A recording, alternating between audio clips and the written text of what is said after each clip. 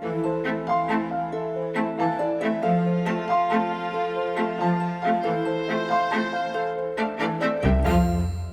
everyone. It's good to see you all here today. And my big congratulations to Michael and Marty for planning this wonderful event, and all of the people who've helped. Thank you so much from all of us in attendance. It's quite a thrill to be a part of it. Remain is delighted to be here, especially after witnessing the storms that we've witnessed, and happy part of this conversation. So thank you for all of you for your leadership. It is my pleasure today to introduce award-winning environmental photographer and filmmaker James Balog. Jim has had a celebrated career spanning 40 years, focusing his lens on the complex relationship between humans and nature. He has photographed endangered wildlife, melting glaciers, wildfires, and startling images of sea level rise. With an intimate and humanistic approach, Jim's work challenges us to contemplate our own place and responsibility to the natural world. With a front row seat to the changing planet, Jim initiated the Extreme Ice Survey and utilized time-lapse photography of melting glaciers.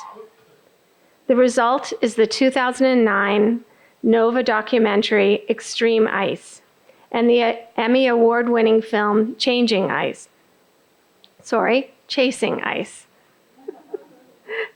He is also the founder and president of the Earth Vision Institute.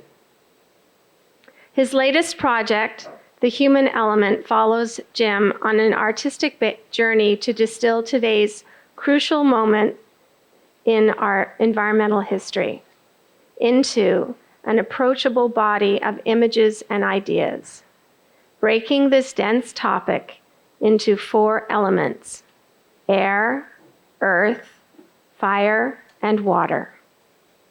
The result is a breathtaking film, and we hope you'll join us tonight at the Dreamland at 6:30 for a screening. On behalf of everyone at Remain, it is my pleasure to introduce Jim Balog.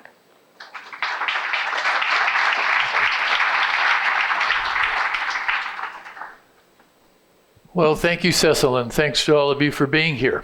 How many of you saw the Nova show back in 2009, 2010, and how many of you saw Chasing Ice, especially when we brought it here to the Dreamland? Anybody?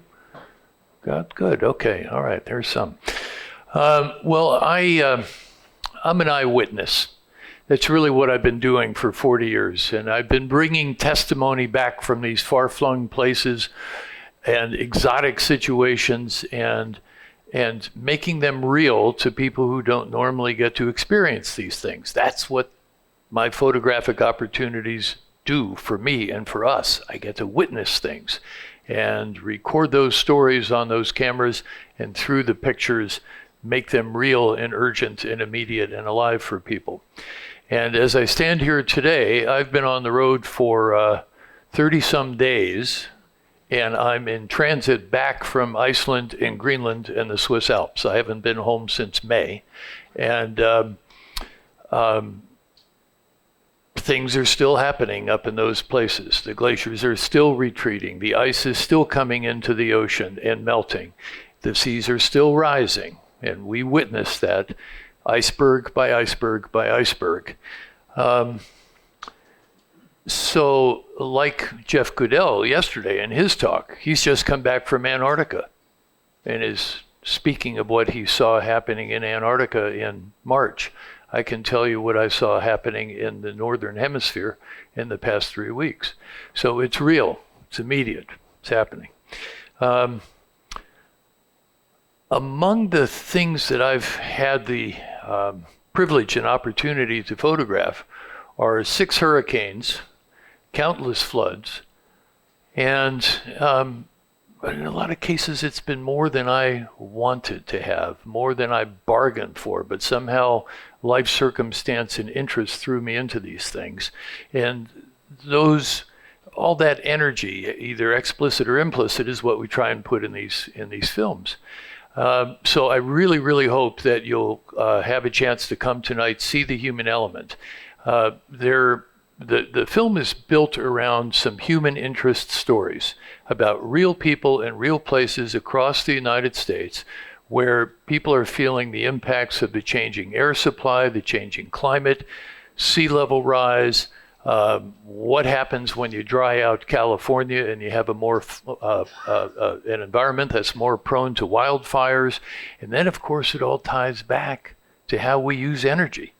None of us are outside the energy supply system. These electrons that are animating this projector are, if they're not being generated by those wind turbines across the way, they're somehow being generated by probably coal-fired or natural gas-fired power plants. So we're in those airplanes we all get here on, those are internal combustion engines. We're all part of this system. So that's what we're trying to grapple with in this film, and trying to look at it holistically and thoughtfully and with open eyes. So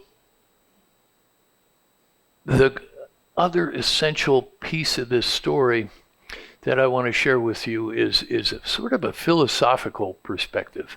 And you've been talking about engineering and land use planning and the specifics of those, quarter of an inch at a time kind of sea level rise issues. I want to step back a little bit and bring this back out to a big kind of philosophical, psychological, historical perspective. We've been taught by millennia worth of Western tradition, Western civilization, that we human beings stand outside nature. Nature is something that's over there, and we Homo sapiens, humanity, and all of our doings are something else over here. And I think that we've run to the end of that kind of thinking, that kind of philosophy. We're living through the limitations of that kind of philosophy. And we have had, over the course of especially the past 150 years or so, various people who, from a mystical perspective, a Henry David Thoreau, a Ralph Waldo Emerson, John Muir perspective, some of which I share, we've tried to have people say, I feel a great connection with nature, I'm not outside nature. That doesn't help us with land use planning. That doesn't help us with internal combustion engines. That's a nice philosophical perspective. But we're entering, we are within a new phase of human philosophy and understanding in the West, in Western civilization, where we're realizing that the mechanics of what we're doing are the very things that place us within nature. So the things that we're doing that are damaging nature are damaging ourselves at the same time. And through that back and forth, that yin and yang, we find, weirdly enough, a connection with nature. Has anybody heard the word Anthropocene? Anyone? Come on. Good. Okay. For those of you who haven't, the term, wish I had a slide here, I could put it up there. It's spelled Anthropocene, Anthropocene. Okay? And that's a really crucial new idea in the sciences. Just as crucial as when Newton decided that the apple fell off a tree, just as important when Darwin finally laid out how evolution works and what fossils mean. The Anthropocene idea is to say this: the world that we are leaving our handprint on is going to hold that handprint, our imprint, our footprints, for a very, very, very long time. Through the changes in the fossil layers, through the changes in the air supply, through the changes in how the water is being affected by the human touch. And because of that, this term Anthropocene was invented almost 20 years ago to say that we're living in a new era of geologic time. We're not in the Holocene, we're not in the Pleistocene, we're not in the Cenozoic, we're in the Anthropocene, where our touch leaves its trace for all eternity. And if somebody comes back 5 or 50 million years from now, they will see the traces of what we left in the rock layers. And so these impacts that I'm talking about are part of the Anthropocene. The Anthropocene is the fundamental core new understanding of who we are and how we are. So I'm circling back around here on a bunch of different issues. I'm trying to tie a lot of different things together for you. So we're in the midst of this massive historical re-understanding of who we are. We don't need a Walden Pond mystic experience to tell us we're part of nature. We're seeing it now because of what the traces are that we're leaving in the rock layers, of how we're changing the fundamental biology and chemistry of our world. So I find that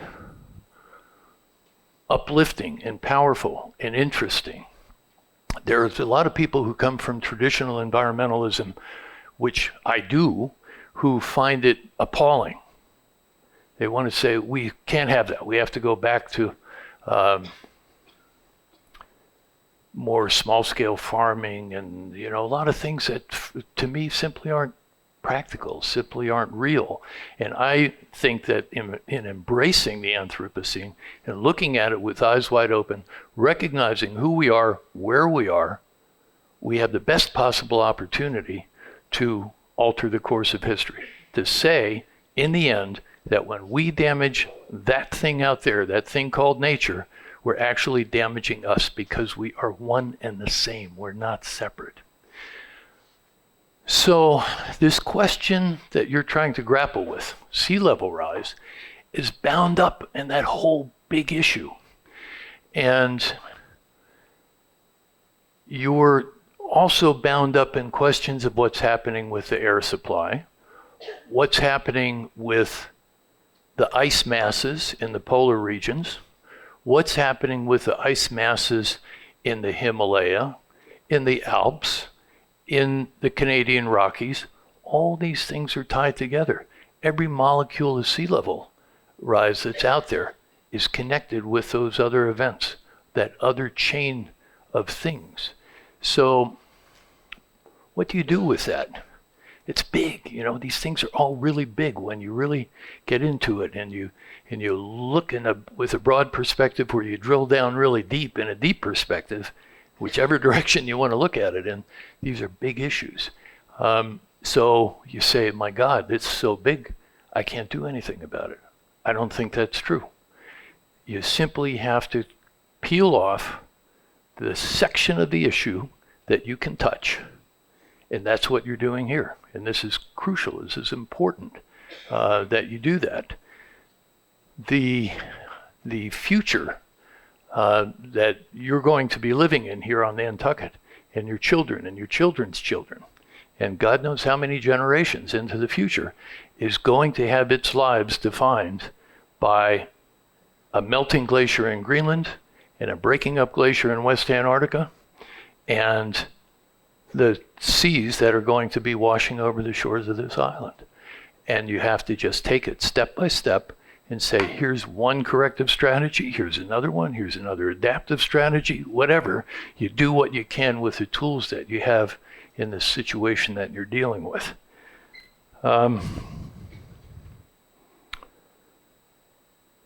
The one last thought, and then perhaps we have a little bit of time for questions. The question of sea level rise is often taken as a question of storms in the ocean affecting the movement of ocean water.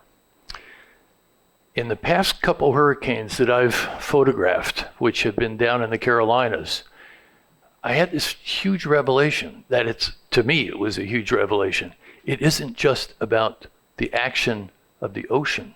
It's the action of that huge conveyor belt over our heads that's carrying in fresh water called rain. I was in a place in North Carolina during Hurricane, which one was it? Matthew. They got 27 inches of rain in, I don't know what it was, a day and a half or something. So down on the coast, they had all this water getting driven in by the easterly wind in the bands of the hurricane. But on land, they had all this stuff falling out of the sky, and those two things met. The water was rising from the storm out at sea, and the water was dumping out of the sky from the storm on land. And when all of that meets, you have this tremendous boundary, this tremendous adjustment of the boundary relationships between humanity and civilization. And that's essentially at the heart of all of this. This is a boundary line adjustment that we've always thought, okay, the oceans are over there, the floodplain for the river is here, the drainage is going to come down this street or down in the storm sewer or whatever it is, and we live over here. We're going to keep those boundaries the same. The boundaries are changing, and they're changing basically permanently. And so that's what you have to grapple with. I find it kind of overwhelming at times. I first got into this issue in 1976. I was a young grad student in geology at the University of Colorado, and I was looking for a topic for my thesis. And I was about to do some really boring research. It would have been terrible what I was headed for. It was about a little bit of gravel getting eroded off the Pikes Peak Auto Road above Colorado Springs. And it was like, oh God, I can't stand it. And not 3 days after I was having the conversation with the researcher that was leading me in that direction, there was a gigantic cloud burst over the Front Range of the Rockies, right by Estes Park, Rocky Mountain National Park. Tremendous flash flood went pouring down a canyon.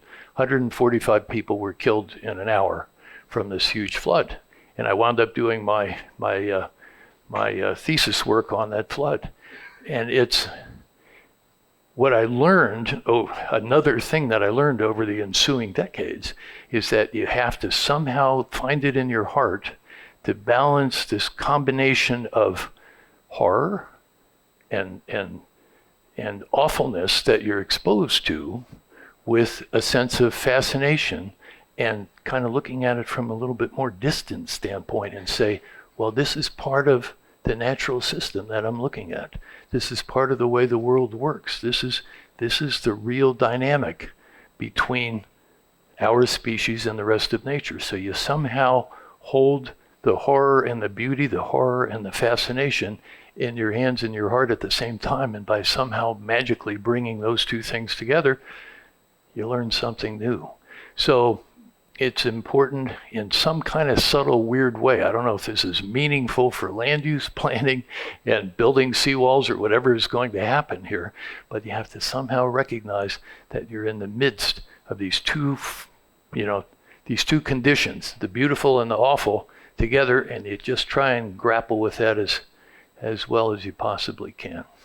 So I know this has all been kind of esoteric and theoretical and philosophical, but that's kind of the world that I've come from this real pragmatic, watching icebergs in Greenland melt last week, to these to trying to handle these issues from a more philosophical standpoint. So let me take any questions or comments or thoughts. Please, sir.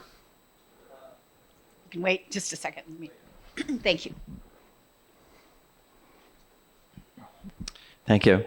My name is Rob Werner. I run the League of Conservation Voters in New Hampshire.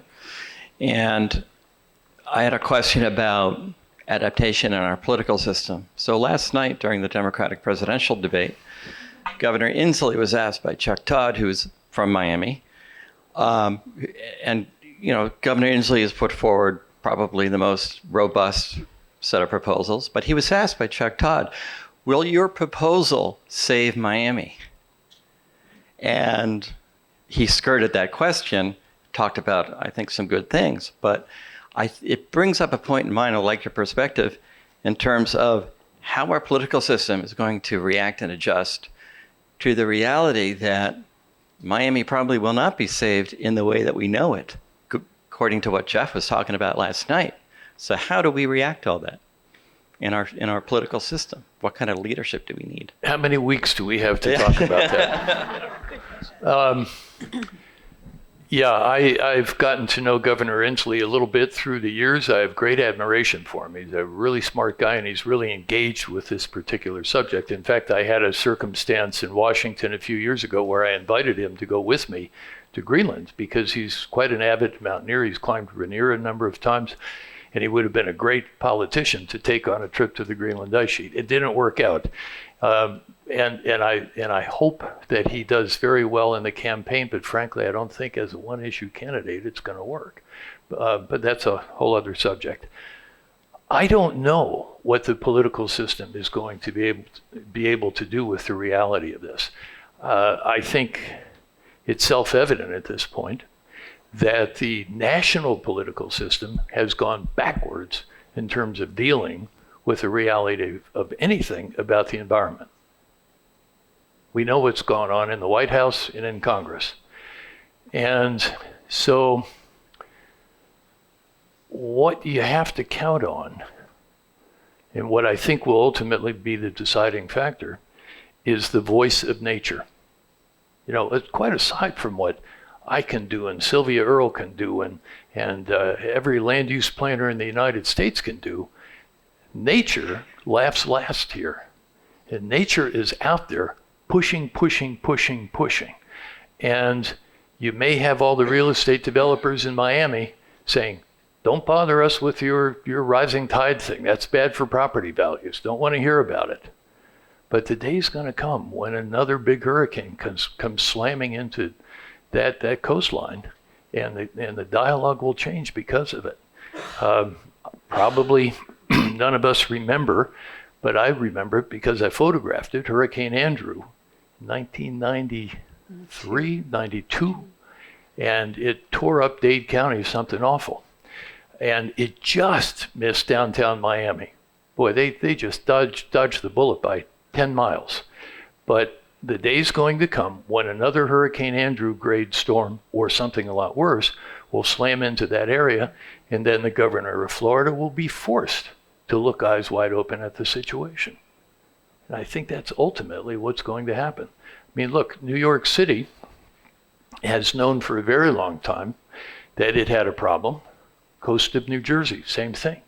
And it took Superstorm Sandy to suddenly, box people around the ears and wake up. Another question? Yes, sir. In terms of evidence of climate change, what are some of your most memorable observations? Oh boy. One of the big revelations was in Iceland, actually in 2005. When I went to this one glacier called the Solheim, I'm doing bad English American pronunciation, Solheim. It's actually pronounced Silamayikit by the Icelanders. And here was this glacier in this big valley. And the Icelanders had been mapping the terminus positions of this glacier for many, many years and keeping this big log book about, every October the glacier was here, the glacier was there, the glacier was there. And I went up there to photograph that for the New Yorker. And I stood on this mountaintop right next to the glacier. And I looked down in the valley. The ice is over here, and there's a big open valley over there. And in the distance, you could see these stakes marking, boom, terminus in October of 1996, terminus in October 1997. And this line of stakes went up the valley, up the valley, up the valley. And I was stunned, really, absolutely stunned.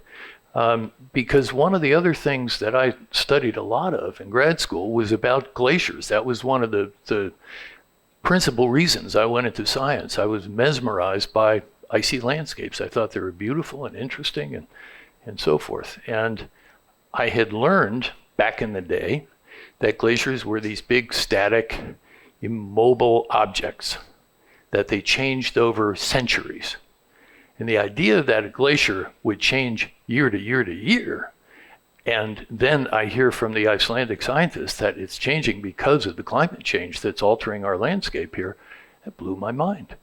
And so that was a really big moment for me. That was March of 2005. And that drove a lot of what I've done creatively since. And in a sense, it led to one of the other big revelations, which was just being in California for 3 years of filming wildfires and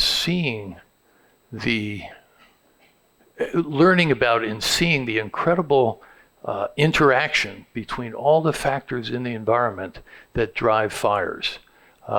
It's about the climate changing, it's about the weather on a short term changing, it's about human interaction with the fuels, it's about human interaction with the landscape, it's about human interaction with the fires when they do come. It's this big, complicated, interwoven performance piece, essentially. It's fascinating stuff. Most interesting science I've ever been around, actually. And to then get out on the fire lines, we all got trained, by the way. My whole crew got trained to be wildland firefighters. We wore all the clothing and the helmets and the boots and stuff. And to then go out on the fire line and see those forces in action, it was amazing. I would happily go back again, except it's really hard work and my lungs are probably not up to it. A couple of us who were on my crew, myself included, wound up with pneumonia from the terrible particulate load that we were inhaling during those summers. And it's kind of a young person's job, like 25 years old, not a 65-year-old guy. So I need to protect the rest of my life so I can function properly. But I feel like I just barely scratched the surface of what I wish I could have, should have, would have done with the camera with fires, even after 4 years of shooting. Yeah, but an amazing world, fascinating world. I can take one last question, then I have a little bit of announcement, which is good news about tonight's showing. So any other last questions? Okay. Arrive 15 minutes early. There is a rush for last minute tickets tonight. And I know many of you have already registered online for your tickets, but apparently you will have a sold out house tonight, hopefully. So I appreciate James joining us, and we want to thank Remain Nantucket for making this opportunity possible. These types of productions are critical to the popular understanding of why we need to pay attention because of the human element, rightly titled. And thank you very much for joining us this afternoon, James.